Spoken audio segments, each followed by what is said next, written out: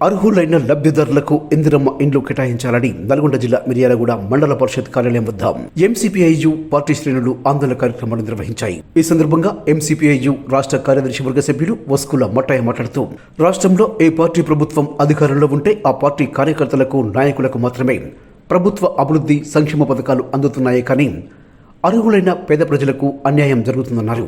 అధికారులు కూడా ఎటువంటి రాజకీయ ఒత్తిళ్లకు గురికాకుండా గ్రామాలలో నిజమైన లబ్ధిదారులను ఎంపిక చేసి ఇందిరమ్మ ఇండ్లు కేటాయించాలని కోరారు.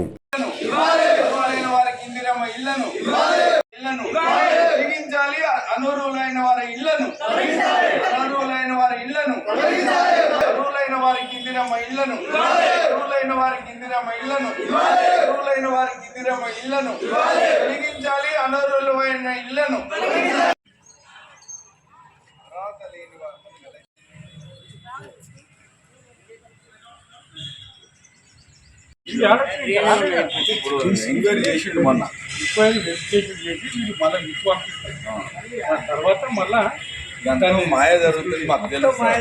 ఎందుకంటే మేము కోరుకునేది ఏంటంటే వీళ్ళంతా గుడిసెల్లో కాపురం చేస్తున్నారు. ఎస్సీలే, నేను ఇంకో గురించి అడుగుతాను. ఎస్టీలు కానీ ఎస్సీలు కానీ అర్హులైన వారికి ఇళ్ళు ఇవ్వాలి. వెనకట ఇందిరమ్మ ఇల్లు వచ్చినాయంటే మాకు వస్తుందనే నమ్మకం ఉంది. ఇప్పుడైతే అది లేదు. ఎందుకంటే చాలా ఇబ్బందికరంగా ఉంది. వాళ్ళ ఇళ్ళ కాడికి పోయి మీరు ఫోన్ నెంబర్లతో సాగుండు ఆ ఊళ్ళో ఎవరైతే ఉన్నారో గ్రామ పంచాయతీ సెక్రటరీ ఎంక్వైరీ చేయండి. వీళ్ళకు అర్హులు కాదన్నప్పుడు నువ్వేమి చేయాలి. అర్హులైన వారి అంటే మీరు దానికి మరిగా మేము ఇలా ఉన్న వాళ్ళ పరిస్థితి అంతా కూడా వీళ్ళ పరిస్థితి చూడండి. వాళ్ళు 40 ఇండ్లు వచ్చినట్టయితే వెరిఫికేషన్ చేసిరు, సరే చేసిరు. ఇప్పుడు ఊళ్ళో లేని వాడికి ఇల్లు ఇస్తాం.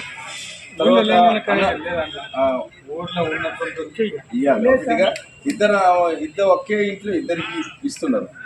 తర్వాత ఏంటంటే పక్కా ఇల్లు ఉన్న వాళ్ళకి ఇస్తున్నారు. ఏ ఊరైనా యాదగిరిపల్లి అదే పరిస్థితి ఉంది, కాలపల్లి అదే పరిస్థితి ఉంది, తండలలో అదే పరిస్థితి ఉంది. లేని వాళ్ళకి సాయం చేయండి. మిర్యాలగూడ ప్రాంతంలో అర్హులైన వారికి ఇందిరమ్మ ఇల్లు ఇవ్వాలని కోరుకుంటున్నాం. ఎందుకనంటే గతంలో ఇందిరమ్మ ఇండ్లు వచ్చినాయంటే ఈ పార్టీ ఆ పార్టీ అని చూడకుండా మరి ఇండ్లు అందరికీ ఇవ్వడం కూడా జరిగింది. కానీ మనం మిర్యాలగూడ ప్రాంతానికి కాడికి వచ్చినప్పుడు గత ప్రభుత్వం అట్నే పాడై చేసింది. ఇప్పుడు ఈ ప్రభుత్వం కూడా అదే పరిస్థితి వచ్చింది.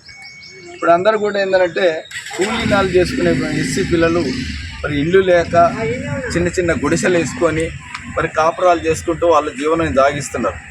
మేము కోరుకునేది ఏంటంటే స్థలం ఉండి ఇందిరమ్మ ఇల్లు ఇవ్వాలని.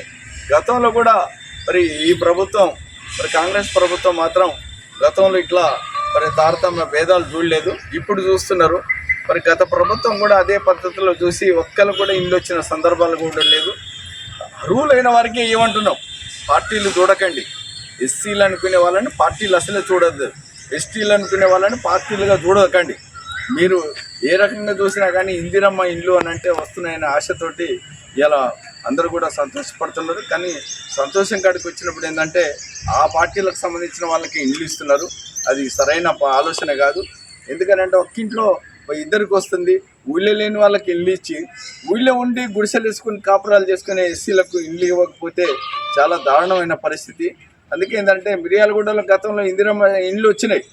మన హైదరాపురం కానీ లేకపోతే అంతా కూడా తాళగడ్డ ఏరియాలో అవన్నీ ఏం చూడలే. ఇప్పుడు అందరూ కూడా అర్హులైన వారికి మరి ఇందిరమ్మ ఇల్లు ఇచ్చారు. అదే పద్ధతిలో మిర్యాలగూడ మండలంలో ఉన్న గ్రామాలన్నింటిలో కూడా అర్హులైన వారికి ఇందిరమ్మ ఇల్లు ఇవ్వాలని మేము ఎంసీపీఐ పార్టీ వైపు నుంచి మరి అధికారులను కోరటం జరిగింది. ఎంసీపీఐయు వ్యవస్థాపక నేత మద్దికాయల ఓంకార్ శత జయంతి ఉత్సవాలను విజయవంతం చేయాలని ఆ పార్టీ రాష్ట్ర కార్యదర్శి వర్గ సభ్యుడు వస్కుల మట్టయ్య పిలుపునిచ్చారు. స్థానిక రాజీవ్ చౌక్ వద్ద శత జయంతి ఉత్సవాలకు సంబంధించిన పోస్టర్ను ఆవిష్కరించారు. ఈ నెల 12వ తేదీన నిర్వహించనున్న ఉత్సవాల్లో పార్టీ శ్రేణులు భారీగా పాల్గొని విజయవంతం చేయాలని పిలుపునిచ్చారు. ఈ కార్యక్రమంలో నాయకులు జ్యోతి కిరణ్, ఇమానియల్, రవి, వీరన్నం, సందీప్, శారదం, సాలమ్మ, శ్రీను నాయక్, సైదులు, కాషయ్యం, రమేష్, జానకిరాములు తదితరులు పాల్గొన్నారు. ఉత్సవాలు మే 12వ తారీఖున వరంగల్ జిల్లా మచ్చాపురంలో నిర్వహించడం జరుగుతుంది. ఎంసీపీ రాష్ట్ర కమిటీ ఆధ్వర్యంలో కామ్రేడు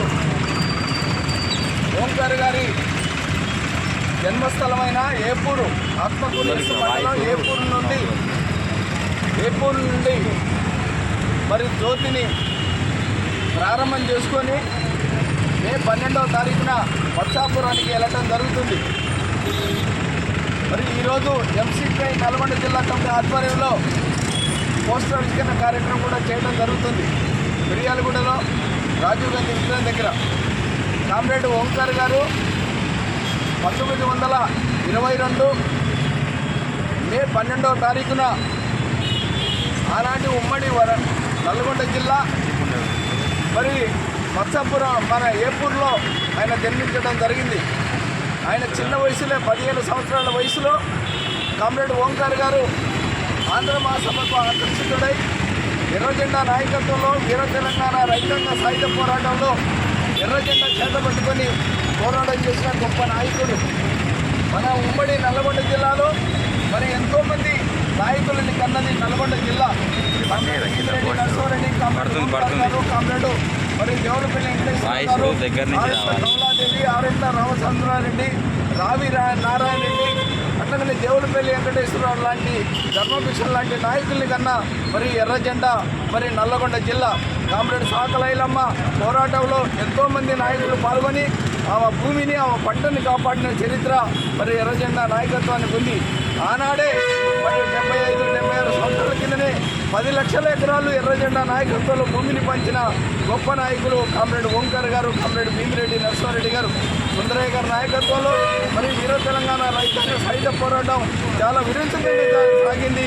ఆ పోరాటంలో 4,000 మంది వీరులను పోగొట్టుకుంది ఎర్రజెండా. ఆ నాయకత్వంలో ఈరోజు మరి కామ్రేడ్ ఓంకార్ గారి శత జయంతి ఉత్సవాలు మే 12వ తారీఖు నాడు మరి ప్రారంభమై మరి వచ్చే సంవత్సరం మే 12 వరకు 2026 మే 12 వరకు మరి సంవత్సర కాలంలో శత జయంతి ఉత్సవాలు ఎంసీపీఐ మరి రాష్ట్ర కమిటీ ఆధ్వర్యంలో నిర్వహించడం జరుగుతుంది.